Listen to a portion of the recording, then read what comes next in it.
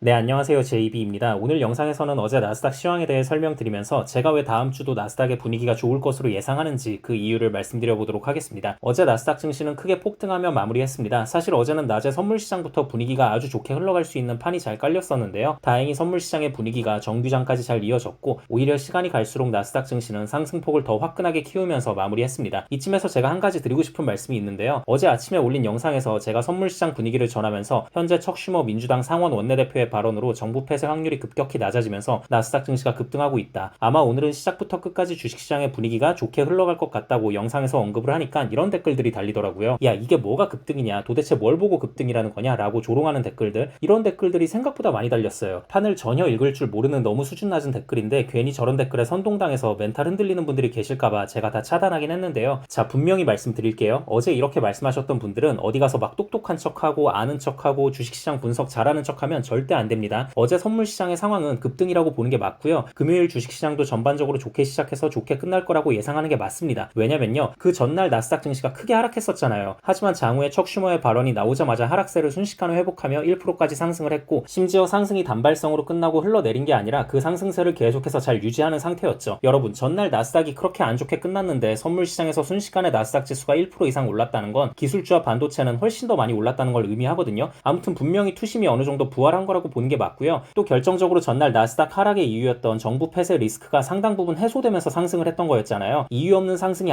아니었다고요. 이번 주에 가장 큰 불안 요소가 금요일 마감 기한까지 예산안이 통과 못해서 정부 폐쇄가 발생하면 어쩌지? 라는 부분이었는데 이게 해소가 됐고 이외의 관세 관련해서도 캐나다의 우호적인 발언들이 많이 나왔기 때문에 이 정도면 긍정적으로 시장을 예측할 수 있어야 한다는 겁니다. 네, 아무튼 어제는 방금 제가 말했던 이 모든 부분들, 정부 폐쇄 리스크가 낮아졌다는 점과 캐나다의 장관들이 관세 관련해서 우호적인 발언을 한 부분이 합쳐지며 증시에 호재로 작용했고요. 또 지금 화면에서 보시다시피 제가 밤에 멤버십 회원분들께 장중시황 분석글을 올려드리면서 언급했던 부분이긴 한데 엔비디아 관련한 호재 뉴스가 상당히 많이 나왔습니다. 아랍에미리트의 국가안보보좌관이 미국에 방문해서 엔비디아 칩 구매 허용을 요청할 계획이라는 소식이 전해졌었고요. 또 오라클이 인도네시아의 바탐섬에서 클라우드 서비스 센터를 설립하기 위해 인도네시아 정부와 논의 중이라는 소식도 전해졌고요. 또 중국의 대표 기업 텐센트가 엔비디아의 H20 칩을 수십억 위안에 구매해서 AI 개발을 가속화하고 있다는 소식이 전해졌고요. 또 폭스콘의 CEO인 류양웨이가 엔비디아 블랙웰 생산 수율은 이미 양산 표준에 도달했다고까지 발언했거든요. 워낙 호재가 많았죠. 근데 한편으로는 속으로 아주 약간 걱정했던 부분이 뭐였냐면 야, 매크로 환경이며 개별 기업 이슈며 이 정도로까지 호재가 많이 쏟아진 날인데 근데 이런 상황에서도 갑자기 또 말도 안 되는 이유로 증시에 힘이 빠지고 하락 전환하면 어쩌나. 물론 그럴 확률은 굉장히 낮겠지만 만약 그렇게 된다면 현재 시장의 투자 심리는 정말 안 좋다는 말이고 한동안 이 고생을 더 하게 될 수도 있겠구나라는 걱정이 아주 살짝 있었습니다. 하지만 다행히 우려했던 상황은 발생하지 않고 오히려 갈수록 상승폭을 키우며 잘 마무리할 수 있었습니다. 근데 어제 악재가 아예 없던 건 아니었는데요. 일단 미시간대에서 내놓은 경제 관련 데이터가 정말 안 좋았습니다. 기대 인플레이션이라던가 소비자 심리지수라던가 기대지수라던가 이 모든 것들이 다 예상치보다도 훨씬 더 안 좋게 나왔어요. 하지만 이전과는 다르게 증시에는 별다른 영향을 끼치지 않았는데요. 그 이유를 생각해보자면 이번 미시간대 데이터의 조사 기간은 2월 18일부터 3월 10일이었습니다. 관세 이슈로 인한 시장의 두려움이 극에 달했던 상황이었기 때문에 이렇게 수치가 안 좋게 나올 건 이미 충분히 시장에서도 예상했던 상황이라고 볼 수 있고요. 또 최근에 발표된 물가지표인 CPI와 PPI가 예상치를 하회한 좋은 수치가 나온 것만 봐도 기대 인플레이션은 말 그대로 정말 기대 수치일 뿐이구나, 크게 의미 없구나 라는 심리가 퍼진 부분. 또 어제는 워낙 호재가 많이 전해진 하루였기 때문에 고작 미시간대에서 내놓은 데이터가 증시에 악영향을 끼치기엔 어려운 상황이었던 것 같습니다. 네, 아무튼 참 기분 좋은 하루였습니다. 여전히 고점 회복까지는 많이 남아있어서 아직 안심하긴 이르지만 그래도 희망을 볼 수 있었고요. 다음 주에도 우리가 기대해볼 만한 몇 가지 이벤트들이 있습니다. 일단 그동안 휴전 협상에 비협조적으로 나오며 똥꼬집만 부리던 우크라이나가 더 이상 안 되겠다 싶었는지 협상에 상당히 적극적인 모습을 취하면서 러우 전쟁 협상 가능성이 이전과는 비교할 수 없을 정도로 높아진 부분이 있고요. 또 기술주와 반도체주 모두의 호재로 작용할 수 있는 엔비디아의 GTC 2025가 3월 17일부터 21일까지 미국 캘리포니아주 산호세에서 열립니다. 참고로 어제 시장에서 아이온큐라던가 디웨이브 퀀텀이라던가 리게티 컴퓨팅 같은 양자컴 관련주들의 주가가 엄청나게 폭등했는데요. GTC 2025에서 양자 컴퓨팅 관련한 내용이 나올 것 같다는 루머가 퍼진 것에 영향을 받았습니다. 그리고 지금 시장에서 기대하고 있는 게 곧 3월 FOMC가 열리잖아요. 이때 물론 금리를 인하할 수는 없겠지만 최근 경기 지표가 약간씩 둔화하고 있는 게 보이기 때문에 연준이 유동성 공급에 대한 방향성을 좀 긍정적으로 제시해주면 시장의 호재로 작용할 수 있을 것 같습니다. 네, 아무튼 구독자분들과 멤버십 회원분들 모두 한 주 동안 고생 많으셨고요. 저는 다음 영상에서 뵙겠습니다. 감사합니다.